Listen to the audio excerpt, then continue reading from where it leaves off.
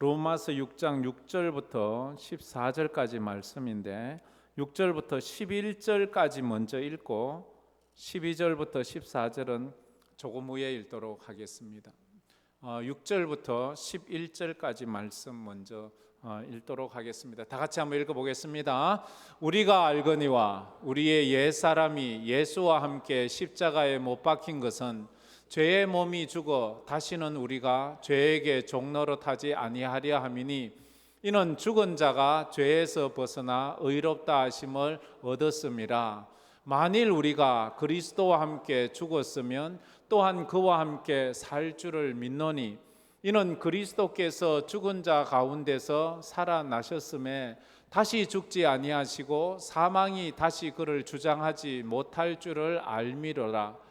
그가 죽으심은 죄에 대하여 단번에 죽으시며 그가 살아 계심은 하나님께 대하여 살아 계심이니 이와 같이 너희도 너희 자신을 죄에 대하여는 죽은 자요 그리스도 예수 안에서 하나님께 대하여는 살아있는 자로 여길지어다. 여기까지 읽고 또 읽도록 하겠습니다. 로마서 설교를 하면서 다시 한번 강조를 합니다. 로마서 말씀은 많이들 성경 공부 교재로 삼습니다. 그래서 한 번씩 약점에 빠질 때가 있습니다. 로마서에 대한 지식을 자랑을 하지 삶을 자랑하지 않을 때가 있습니다. 로마서는 안다는 교만을 버려야 됩니다. 안다는 게 중요한 것이 아니고 믿는 것이 중요합니다. 내가 믿음으로 살아내는 것이 중요합니다. 그래서 이 말씀을 들을 때에는 이제 다시 지금까지 가졌던 그런 생각들을 조금 내려놓았으면 좋겠어요. 설교를 듣지 마세요. 자꾸 설교 듣듯이 설교를 들으니까 그냥 듣고 마는 거예요. 설교는 이쪽으로 왔다가 이쪽으로 빠져나가잖아요. 설교는 부담이 없어요. 그냥 듣고 말만 되니까.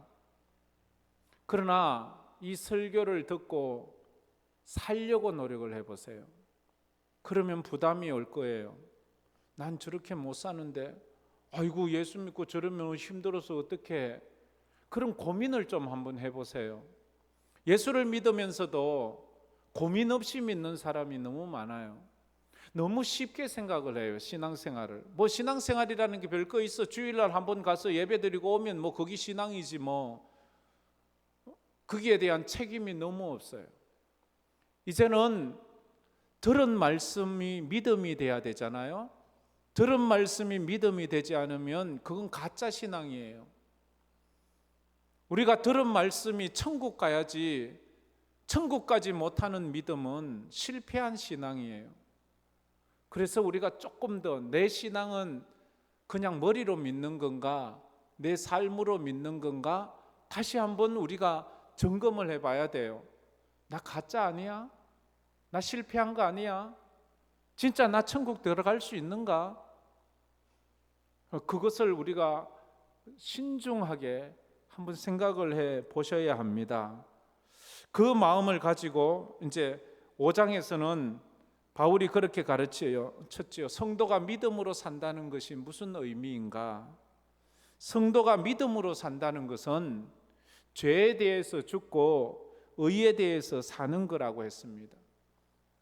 믿음으로 산다는 것은 그냥 예배당 와서 예배 1시간 드리고 가는 것이 아니고 아담 안에서 죽었던 우리가 완전히 아담 안에서 예수와 함께 죽고 이제 예수와 함께 다시 사는 거예요. 아담의 노예가 아니라 예수의 사람으로 사는 것이다 하는 거예요. 여러분은 아담에 속해서 살고 있습니까? 예수에 속해서 살고 있습니까? 아담 안에는 사망이에요. 예수 안에는 생명이에요.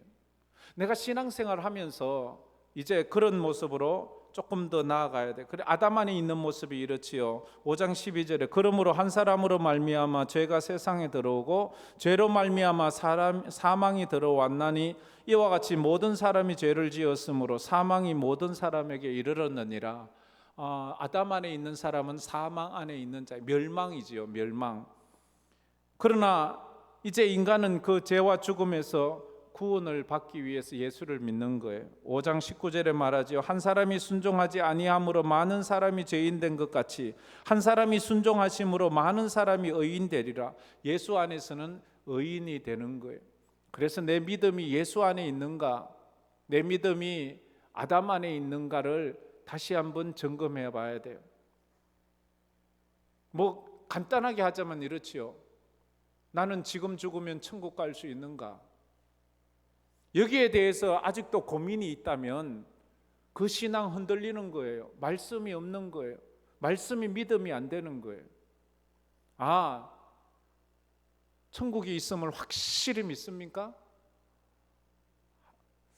믿어야 돼요.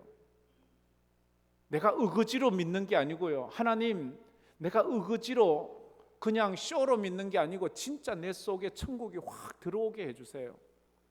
그리고 예수 믿으면 구원받는다는 그 믿음을 확실하게 주세요. 그래야지 죽음 앞에서도 떨지 않아요. 내가 진짜 잘 믿는 건가? 천국 없으면 어떡해? 이런 고민이, 이건요 내가 공부 많이 했다고 생기는 것이 아니고요, 성령 하나님께서 내 속에 확 내 마음을 주장해 가야 되는 거예요. 그래서 이제 6장 말씀에 들어왔지요. 구원받은 그리스도인이 죄 많은 이 세상에서 믿음으로 살자면 어떻게 해야 되나? 그런데 믿음으로 이제 예수 안에 살려면 어떻게 해야 예수 안에 살 수 있느냐 이거예요. 근데 6장에서는 딱 한마디를 말해요. 세례 받으라 이래 말해요. 네가 진짜 예수 믿고 그 믿음으로 살려고 하니 그럼 세례를 받아야 돼. 이 세례가 물 세례를 이야기하는 건 아니에요. 이 세례는 성령 세례를 이야기하는 거예요. 성령 세례를 받아야 돼. 그래야 네가 이 죄 많은 세상에서 믿음으로 살고 승리하며 살 수가 있어. 여러분 다 성령 세례 받기를 축복합니다. 물 세례 받은 걸 자랑하지 마세요. 교회 와서 직분 받은 것을 자랑하지 마세요. 진짜 하나님에게 부름 받은 하나님의 백성됨에 대해서 자랑을 하세요. 나는 아직도 물 세례도 받고 직분도 받았는데 아직 구원의 확신이 없어. 천국이 있는지 없는지도 잘 모르겠어. 그러면 진짜 알려고 노력하세요. 성경을 좀 읽고 성경을 좀 배우고 성경 말씀을 붙잡고 몸부림치고 기도도 좀 하고 그래야 되는데 전혀 거기엔 관심이 없어요. 이러면 안 돼요. 우리가 좀 정신을 번쩍 차려야 돼요. 그래도 감사한 것은 이렇게 계속 그래도 노력하시잖아요. 이렇게 오후에도 오셔서 졸 수도 있고 괜찮아요. 피곤하신 분 편안한 마음으로 조셔도 돼요. 그러나 하나님이 깨워주실 거예요. 그래서 한순간 기가 번쩍 뜨일 때가 있어요. 괜찮아요. 어떤 사람은 몇 년을 졸다가 어느 순간에 하나님이 깨워주시더래요. 근데 그래도 우리 같으면요 한두 번 와서 졸면 더 피곤하잖아요. 그러면 나 같으면 어차피 졸 건데 이제 나 안 갈란다 이럴 수도 있는데 그래도 끝까지 와요. 그게 믿음이에요. 그걸 통해서 하나님의 은혜가 임한다고요. 그래서 여러분 은혜의 자리에는 어쨌든 붙어 있어야 돼요. 그래서 집에 떠난 사람보다도 여기서 졸고 있는 사람이 더 귀하고 예뻐 보이는 거 아세요? 아주 참 이쁘고 참 좋아요. 그래서 늘 그런 분들이 감사하고 그렇습니다. 세례를 받아야 된다는 걸 얘기해요. 왜냐하면 우리가 구원받았다고 금방 거룩해지지 않잖아요. 내가 예수 믿고 구원받음의 확신이 있는데도 여전히 내 삶은 어제와 비슷하잖아요. 거짓말할 때도 있고 남 속일 때도 있고 거룩하지 못하여 마귀에게 쏘가서 넘어질 때도 있고. 야곱이 그랬잖아요. 야곱이 하나님의 백성으로 부름받고 또 하나님 앞에서 베델에서 그렇게 영광스러운 예배를 경험하고 천사가 사닥다리로 오르락내리락 한 거 경험했는데 또 외갓집에 가서 또 사기치고 또 도둑질하고 또 이게 우리의 한계라고요. 이러자면 어떻게 해야 되냔 말이에요.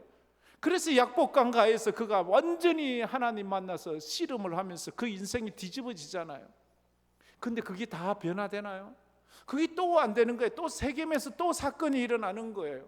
그러면서 그가 점점 빚어져서 마지막 잃었던 요셉을 만나는 그 시점에 이제는 완전히 성화된 모습, 그리고 죽기 직전에 그의 12 아들들을 모아놓고 기도할 때는 완전히 영안이 활짝 열려서 그런 믿음의 사람이 되잖아요. 우리가 이 땅에서는 쉽게 말했어요. 좀 절망적인 말일 수 있는데요, 우리는 결코 거룩해지지 못해요.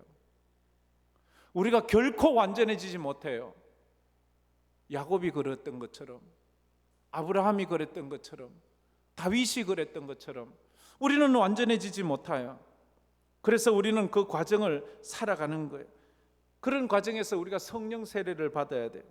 성령 세례라는 게 무슨 뜻이에요? 세례, 물속에 들어갔다가 나오는 거잖아요. 물속에 들어가는 건 죽는 거예요.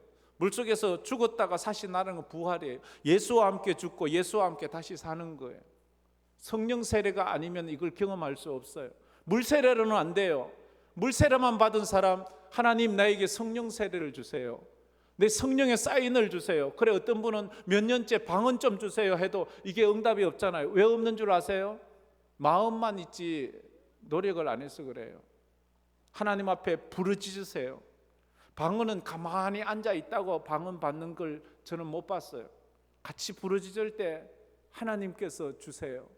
부르짖을 때 주세요. 너는 내게 부르짖어라 분명히 말했어요. 어떤 사람은 우리가 금요 기도회나 막 부르짖어 기도하면 하나님이 귀가 먹었나, 하나님이 눈이 멀었나, 아유 좀 조용히 좀 해라, 내 귀 아프다, 이렇게 말하는 사람이 있는데요, 그래요. 우리가 묵상하며 기도할 때도 있지만 부르짖어 기도할 때가, 그건 주님이 하신 말씀, 너는 내게 부르짖어라, 내가 내게 응답하겠고 내가 알지 못하는 크고 은밀한 일을 내가 너에게 보여주리라 말했어요.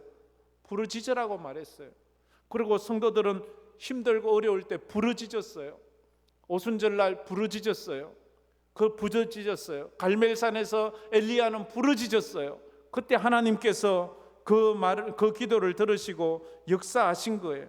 그래서 우리 교회에서 이제 가을이 돼 갈수록 이제 좀 더 이 금요 기도회를 좀 더 활성화시키고 더 성령 충만함으로 우리가 변화시켜 나갈 그런 단계적인 계획을 좀 가지고 있는데, 그럴 때는 한번 우리가 여기 와서 영적인 체험도 하고 그런 은혜가 있어야 돼요. 교회 와서 너무 맹숭맹숭만 하지 말고 이제는 영적인 체험들을 하면서 치유도 받고 하나님의 은혜도 경험하고 은사도 받고 내 삶의 기적도 한번 체험하고, 그러면서 나가면 우리의 삶이 더 멋지지 않겠습니까? 여러분에게 이런 소망이 있기를 축복합니다.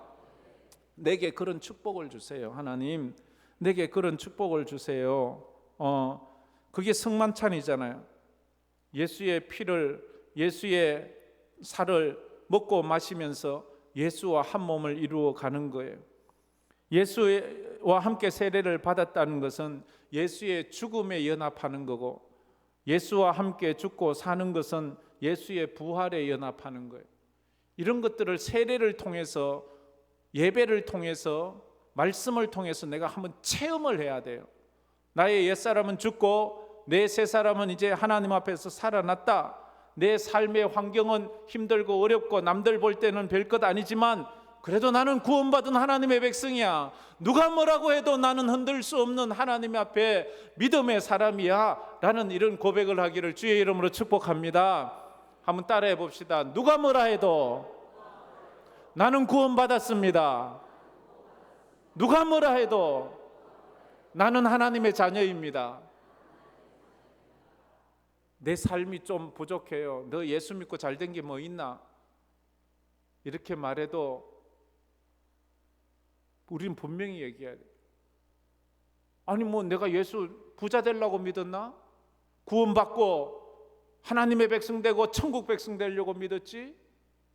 물론 거기에 따라서 부자도 되고 건강도 하면 좋지만 그건 부수적인 것이고, 그래서 늘 제가 강조하잖아요.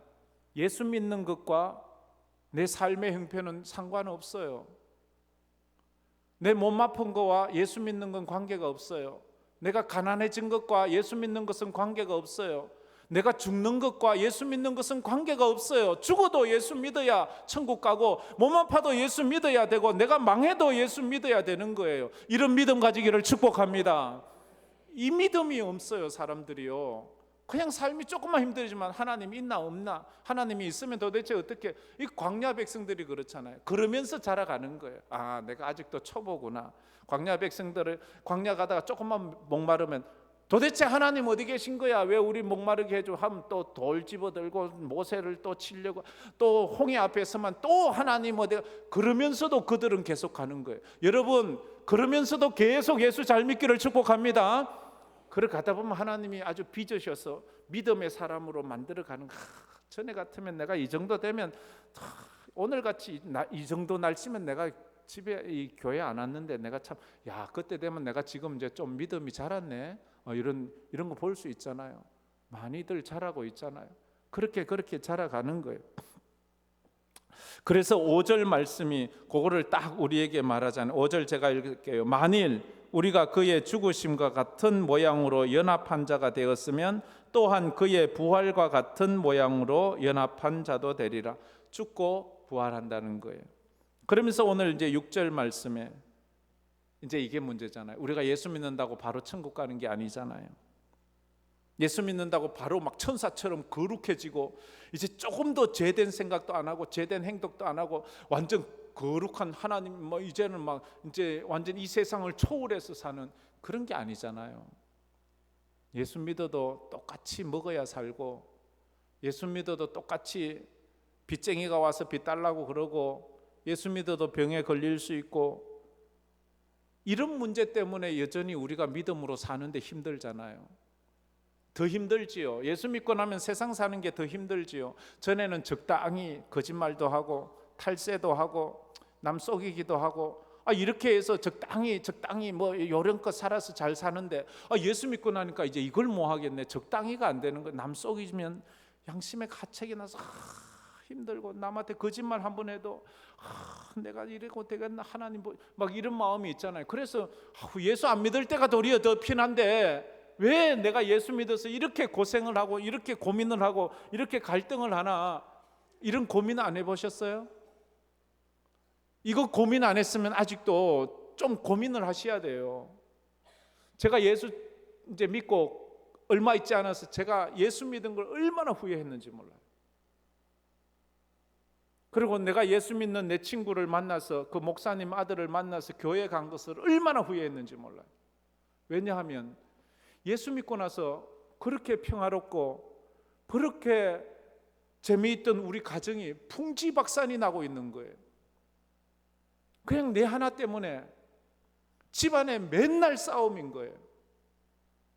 아버지는 엄마에게, 엄마는 아버지에게, 할아버지는 한 번씩 오면 이놈의 자식, 네가 어떻게 자식 교육을 시켜서 이 집안이 이래 되느냐, 우리 집 장손이 저렇게 예수쟁이가 돼서 이제 제사도 안 지내고 우리 가문이 어떻게 된다고 이러면 아버지는 막 할아버지한테 그렇게 혼나고 나요.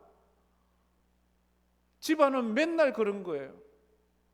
그럼 내가 주일날 교회 갔다 오면 우리 집안은 이미 풍지박산이 나 있어요. 그러면 내 동생은 입이 이만큼 나와가지고 나한테 말해. 형 때문에 우리 집안이 이렇게 힘들다고. 형이 지금 새벽에 나가서 지금 밤늦게 오니까 아빠가 엄마를 그렇게 뭐락하면서 애 단돌이 좀 달지 막 하고 이러니까 다른 동생들은 막 거기 무서워서 덜덜덜 떨고 이러니까 나보고 하는 말이, 형만 예수 안 믿으면 우리 집안 편안한데 형 하나만 예수 안 믿는다고 하면 아무 문제가 없는데, 그렇게 말하는 거예요. 그래 제가 생각해 봤어요. 그래 나 하나만 안 믿으면 우리 집안 편안한데. 그래 제가 안 믿으려고 한번 생각해 봤어요. 근데 예수를 안 믿으려고 생각하니까 미치겠는 거예요. 그 짧은 기간에 내게 믿음이 생겼어요. 나는 내게 믿음이 있는 줄 몰랐어요. 내가 뭐 성경을 한번 읽은 것도 아니고 내가 뭐 대단한 성경 공부를 한 것도 아니고 그냥 학생인데, 중학생인데 뭘 알아요. 그런데도 이 믿음이 들어가서 내가 예수를 안 믿으려고 하니까 미치겠는 거예요. 내가 예수를 안 믿을 수가 없어요. 집안을 생각하면 내가 예수를 안 믿으면 집안이 편안해요. 근데 안 믿으려고 하니까 이게 내 이 속에서 내가 견딜 수가 없는 거예요. 이 자아가 내 속에서 얼마나 싸우는지, 이런 것들을 통해서 이제 하나님 앞에 점점 가까이 가는 거예요. 그래서 이런 문제들, 아직도 예수 믿고도 술 문제, 담배 문제, 이런 도박 문제, 이런 예습성의 문제를 못 벗고 있다면 그 좀 고민을 좀 해야 돼요. 아무런 고민 없이 그냥 술 먹는데 술 먹고, 담배 피우는데 담배 피우고, 도박하는데 도박하고, 그렇게 하면 그건 안 돼요. 그건 아직도 예수 만난 것도 아니에요. 고민을 좀 하세요. 내가 지금 이걸 끊는 게 좋나? 내가 이대로 가는 게 좋나? 물론 술 먹고 담배 피우고 한다고 지옥 가는 거 아니에요. 그러나 덕이 안 되잖아요. 덕이 안 되잖아요. 예수 믿는 사람이 그래서 바로 믿음 생활 제대로 하려고 해야 되잖아요. 그래서 늘 우리가 영화나 드라마 보면 이런 거 나오잖아요. 어떤 죄를 지어서, 금고털이라고 합시다. 금고털이가 죄를 지어서 교도소 들어갔어요. 그래 나왔어요. 나와다 보니까 이제 그 교도소에서 사귀었던 친구들이 있잖아요. 나와서 이제 나는 깨끗해. 나 다시는 죄 안 짓고 난 착하게 살래. 근데 교도소에 있던 친구들이 와서, 야, 한탕만 하자. 이것만 하면 너 부자 돼. 한탕만 해. 아니, 싫대. 그러자 이 아들을 납치해가지고, 너 요번에 안 하면 네 아들 죽인다.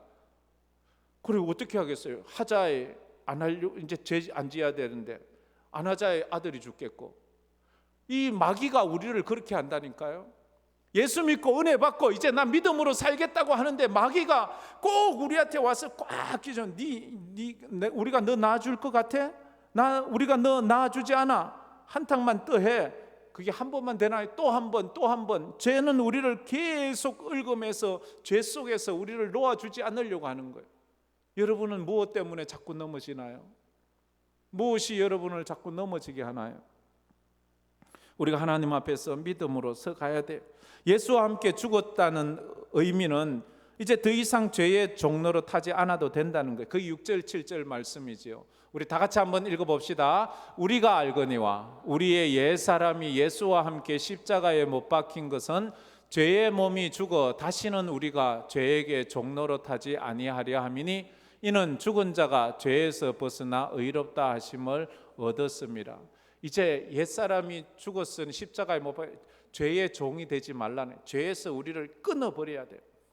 물론 아까 얘기했지만 야곱도 끝까지 그 죄가 안 놓아서 또 넘어지고 하지만 갈수록 점점 끊어지잖아요. 그럼 작년보단 올해보단 내년이 좀 더 좋아지고 좀 더 변화되는 모습들을 좀 가져가야 돼요. 우리는 이 땅을 사는 동안 완전한 성화를 가져올 수는 없어요. 완전한 거룩한 사람이 되지는 못해요. 그래서 우리는 성령의 도움이 필요하고 예수님의 도움이 필요한 거예요. 예수와 함께 죽었으면 이제 예수와 함께 다시 살아야 돼. 죄에 대해서 쓰면 그게 8절 9절 말씀이지요. 다 같이 한번 읽어봅시다. 만일 우리가 그리스도와 함께 죽었으면 또한 그와 함께 살 줄을 믿노니 이는 그리스도께서 죽은 자 가운데서 살아나셨음에 다시 죽지 아니하시고 사망이 다시 그를 주장하지 못할 줄을 알미로라. 예수님께서도 죽었다가 살아나시고는 더 이상 사망이나 죄가 예수를 공격하지 못했어요. 또다시 예수를 십자가에 못 박히지 못했다고요. 끊어버려야 되는 거예요. 끊어버려야 되는데 이게 얼마나 힘들어요. 죽음은 죄에 대해서 우리를 죽인 죽음이고 살아남은 하나님께 대해서 우리가 살아난 것이라고, 이 좀 어려운 표현인데요.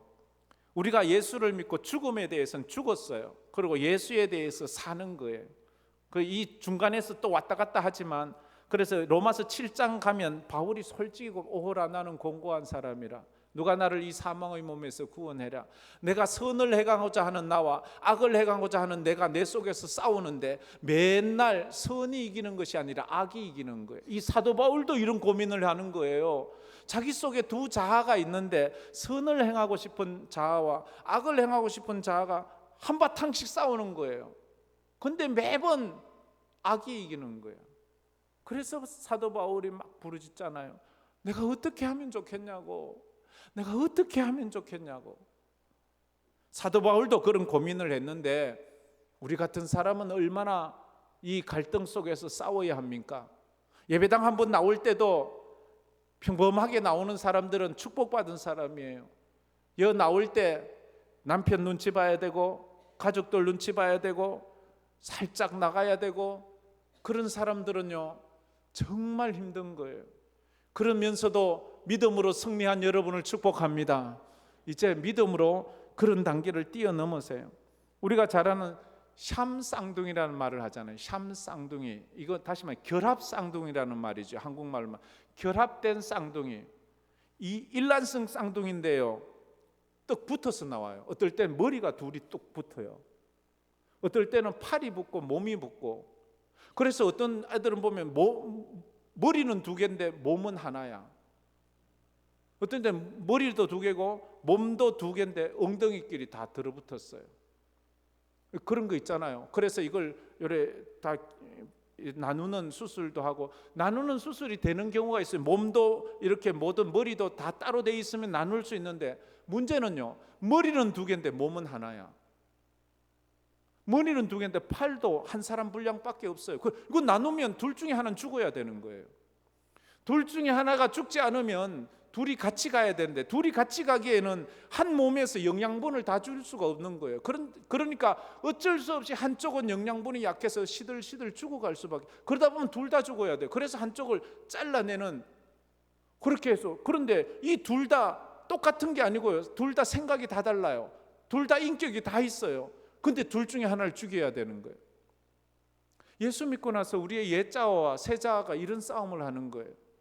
내 속에 선을 행하고자 하는 나와 악을 행하고자 하는 나가 이 내 몸 안에서 이 내 육체를 주장하는 거예요. 선이 나를 주장해서 믿음으로 살게 하고, 악이 나를 주장해서 악을 행하게 해요. 이걸 어떻게 해요? 이 두 몸을 자를 수 없잖아요. 목을 잘라야 되는데 어느 것을 자를 거예요? 어느 것을 잘라야 돼요? 옛사람과 새사람이 매일 싸우는 거예요. 매일 싸우는 거예요. 그래서 이 두 본문을 우리에게 잘 소개한 것이 갈라디아서 2장 20절 말씀이죠. 우리 한번 말씀을 가만히 생각하면서 읽어보겠습니다. 내가 그리스도와 함께 십자가에 못 박혔나니 그런즉 이제는 내가 사는 것이 아니요 오직 내 안에 그리스도께서 사시는 것이라. 이제 내가 육체 가운데 사는 것은 나를 사랑하사 나를 위하여 자기 자신을 버리신 하나님의 아들을 믿는 믿음 안에서 사는 것이라. 내가 그리스도와 함께 십자가에 못 박혔대. 이제 내가 사는 것은 육체 안에 사는 것이 아니래요. 그리스도 안에 사. 그리스도가 내 안에 사는 거래요. 결합 쌍둥이처럼 둘 중에 하나는 포기를 해야 돼요. 옛사람과 새사람 사이에서 어느 쪽을 여러분은 잘라내고 있습니까? 어느 쪽을 여러분은 절단하고 있습니까? 둘 다 독행할 수는 없어요. 둘 중에 하나를 선택해야 돼요. 둘이 같이 갈 수는 없다고요. 양다리 걸칠 수는 없다고요. 세상에도 칭찬받고 하나님께도 칭찬받는 길이 있다면 참 좋지만, 말세가 될수록 그렇게 하지 않아요. 마귀는 둘 중에 하나를 선택하라고 우리에게 그 선택을 강요해요. 오늘날 너희가 섬길 자를 택하라. 나와 내 집은 여호와만 섬기겠노라. 그렇게 말을 하고 있습니다. 우리가 성경은 깊이 모르고 성경에 대해서 많이 배운 것도 없지만 그래도 우리에게 믿음이 있잖아요. 내 속에서 믿음이 예수를 벗어날 수 없게 만들고 믿음을 포기하지 못하게 하는 그것. 여러분은 저보다 예수를 더 많이 오래 믿었잖아요. 지금은 좀 저도 오래됐다고 볼 수는 있지만 그래도 제가 중3 때 예수를 만나서 뭘 알겠어요?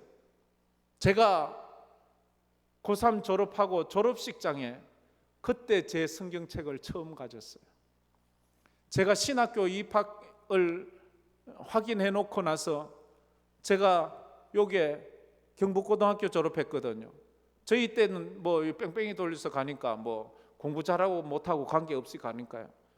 그래 갔는데 여기에 제가 갈 때는 저 길이 완전히 다 막혔어요. 경고 뒤쪽엔 산이고 아무것도 없어요.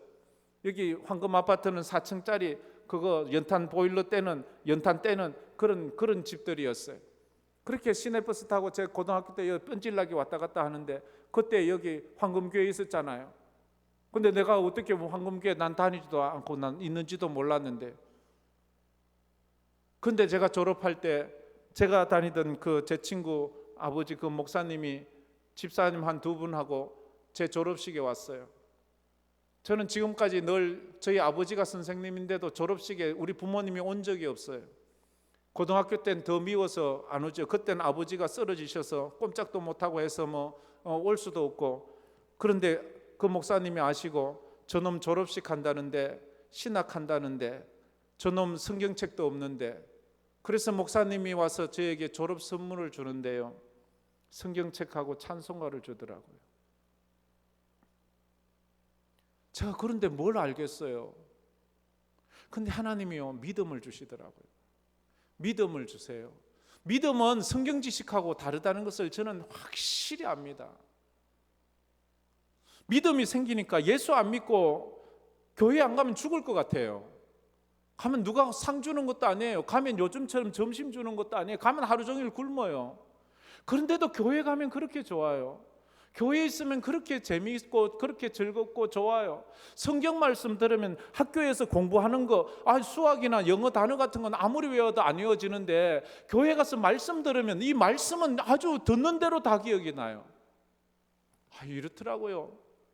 그래서 예수를 믿고 그래서 신학을 하게 되었어요. 여러분에게도 그런 거 있어요? 내가 예수도 잘 모르고 성경도 제대로 모르는데 내가 아니요. 믿음하고 지식하고는 다른 거예요. 믿음하고 지식하고는 완전히 다르다. 그래서 오늘 결론 말씀으로 13절 말씀, 13절 말씀 한번 다 같이 읽어보도록 하겠습니다.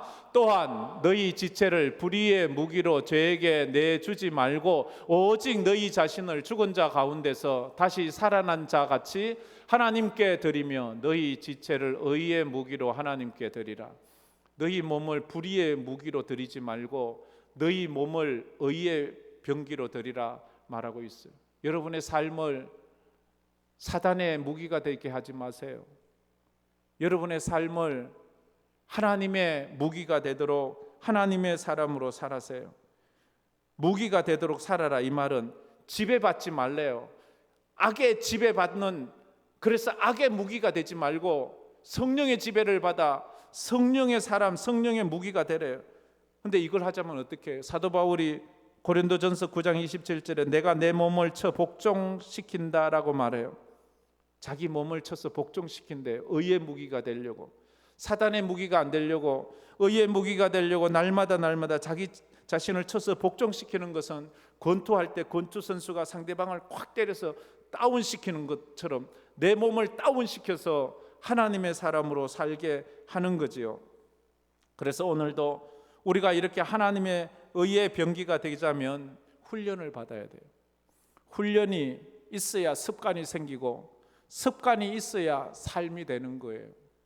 그렇잖아요. 하루아침에 갑자기 내 삶이 확 바뀌는 거 아니에요. 아침에 일찍 일어나는 것도 쉬운 게 아니에요. 새벽 예배 오는 거 그거 쉬운 거 아니잖아요. 그죠? 한 며칠 오고 나면 여기가 어딘지, 여기가 땅인지 천국인지 홍냥홍냥하고 힘들어서 이렇게 말하는 분이 있어요. 사실 그래요. 그게 아침에 일어나기가 정말 어려운 거예요. 훈련해야 돼요. 여러분 한번 일주일에 하루씩만이라도 새벽 예배 나오세요. 자기 자신을 한번 쳐서 복종시켜 보세요. 내가 한번 하나님 앞에 하루라도 믿음으로 드려야지. 그리고 매주 금요일 날 못 나온다면 한 달에 한 번이라도 나오세요. 그래서 나와서 한번 부르짖어 보세요. 그러면서 점점 하나님께 더 가까이 가보세요. 더 가까이 가보세요.